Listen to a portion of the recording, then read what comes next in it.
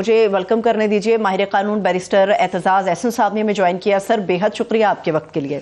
जी चौधरी साहब, मुझे कह रही थी कि खुशी मना रही थी कि मुबारक हो कि फाइनली ये इलेक्शन की डेट का फैसला हो गया है।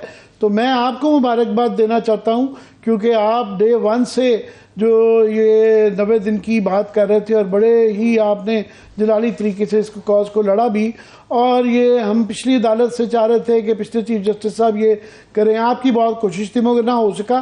फाइनली जब होना था, मैं आपकी ज्वाइन करने से पहले कह रहा था कि चुटकी बजा के हुआ, घंटों के अंदर ये फैसला हो गया।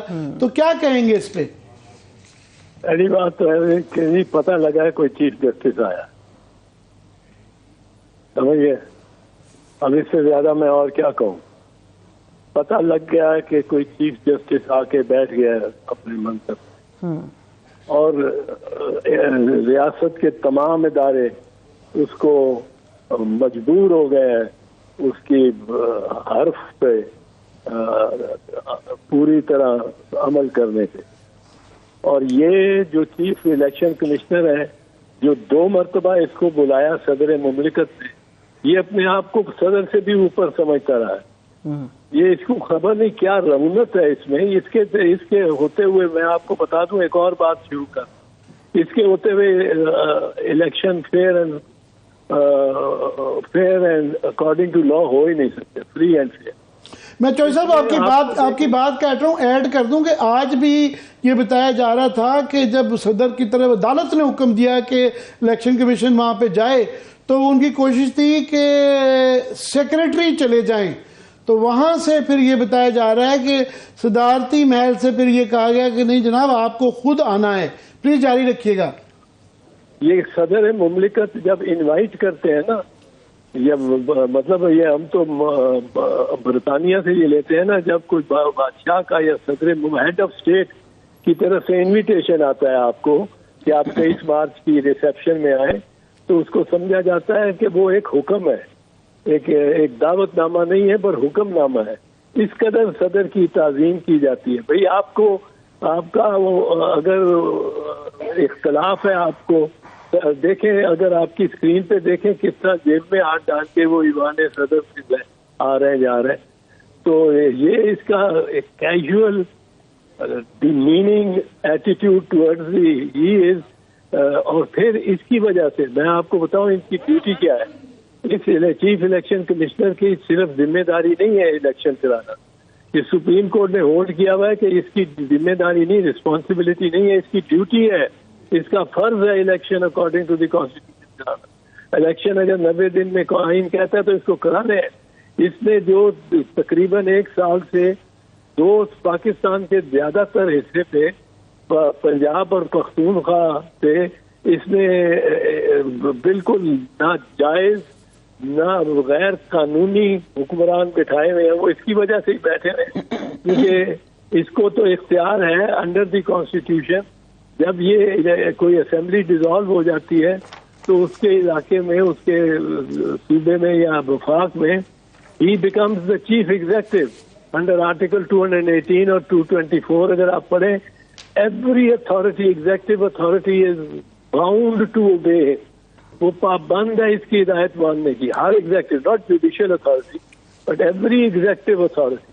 अब ये चीफ एग्जीक्यूटिव हो जाता है और इसको अगर फाइनेंस मिनिस्टर कहे कि मैं 22 अरब नहीं आपको दे सकता हूँ, ये उससे ले सकता है। और वही फाइनेंस मिनिस्टर 3 महीने बाद अपने MNAs को कोई 98 अरब रुपए देता है कि 980 अरब रुपए देता है, बांटता है। तो ये उससे पूछ सकता था कि आप बताएं आपने मुझे क्यों इनकार किया 21-22 अरब के देते। तो इसने कुछ नहीं किया, ये साथ चलता रहा और वो गैर कानूनी काम को होने देता रहा। उससे नतीजा क्या है? नतीजा ये है कि इलीगल हुकूमत यहाँ चलती रही है और इलीगल हुकूमत इलीगल इखराजात करती रही है। ये पाकिस्तान के आइन का पहला हरफ है, पहला जुमला जो है वो है whereas sovereignty belongs in to Almighty Allah to be exercised by the people through their chosen representatives, not nominated representatives, nominated officers like the Nigran ये नॉमिनेटेड है, ये चोजन नहीं है। लेकिन वो वजीर आजम अपने आप को, निगरान वजीर आजम अपने आप को वजीर आजम समझना शुरू हो गया, और ये निगरान चीफ मिनिस्टर अपने आप को समझते हैं ये चीफ मिनिस्टर है। ये सब इसका कसूर है। तो साहब ये अब मामला जो ये बहस थी कि ये किसका इख्तियार है, क्योंकि ये जो कानून बना दिया था जाती हुई असम्बली ने कि ये इलेक्शन कमीशन को दे दिया था, हर पार्टी की जा रही थी इलेक्शन कमीशन का इख्तियार है। तो अब ये क्या आज जो ऑब्जर्वेशंस आई हैं अदालत की तरफ से, जस्टिस अतर मिनुल्लाह ने, फॉर एग्जांपल मैं नाजरीन के लिए पढ़ता हूँ, आपको तो पता ही है कि सदर इलेक्शन कमीशन की मशावरत के बगैर कैसे तारीख का ऐलान कर सकते हैं। फिर उन्होंने कहा जी इलेक्शन कमीशन ने सदर से मशावरत ना करके आइन को दोबारा तहरीर किया है। तो अब ये सेटल हो गया है कि ऑब्जर्वेशंस की वजह से कि ये सदर का ही इख्तियार है, कि अभी भी अदालत को चाहिए कि इस इबाम को रिटन फॉर्म में भी दें? नहीं, मेरा ख्याल है रिटन फॉर्म में देंगे। ये तो इशू बहुत इसमें गैर आईनी हुकूमत चलाई है, हुक्मरानी चलाई है।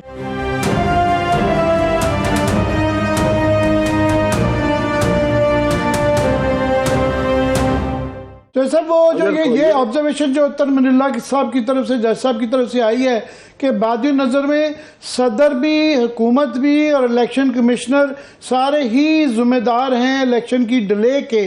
तो इलेक्शन कमिश्नर का तो आपने कह दिया, सदर के ऊपर भी आज काफ़ी ऑब्जर्वेशंस आई हैं कि सदर ने जो है डेट क्यों नहीं खुद अनाउंस की, इतनी लेट क्यों लिखा, और डायरेक्टली क्यों नहीं सुप्रीम कोर्ट से कांटेक्ट किया और ये टाला इस मामले को।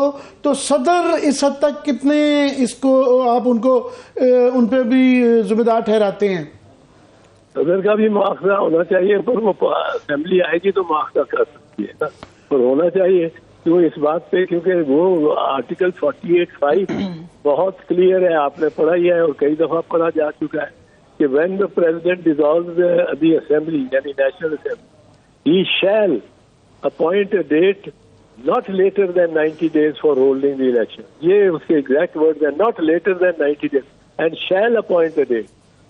तो ये सदर का तो उसी दिन फर्ज था कि डेट अनाउंस करते कि ये 98 दिन की 88वें दिन की कर देते, 89th डे की कर देते, पर डेट अनाउंस कर देते कि भाई इस दिन हो गए इलेक्शन। ये 90 डेज से आगे नहीं स्ट्रेच करते। जो सर आपने शुरू में बड़ा अच्छी बात आते सारी जो की है ना कि चीफ जस्टिस, पता चला है कि जी कोई चीफ जस्टिस आया है, तो इससे अब ये क्या एस्टेब्लिश हो गया है कि अगर अदालत, सुप्रीम कोर्ट और चीफ जस्टिस अपना इख्तियार इस्तेमाल करना चाहें तो इदारे एक दिन के अंदर ठीक हो जाते हैं। आज एक दिन के अंदर प्रेसिडेंसी ठीक हो गई, एक दिन के अंदर इलेक्शन कमिश्नर ठीक हो गए।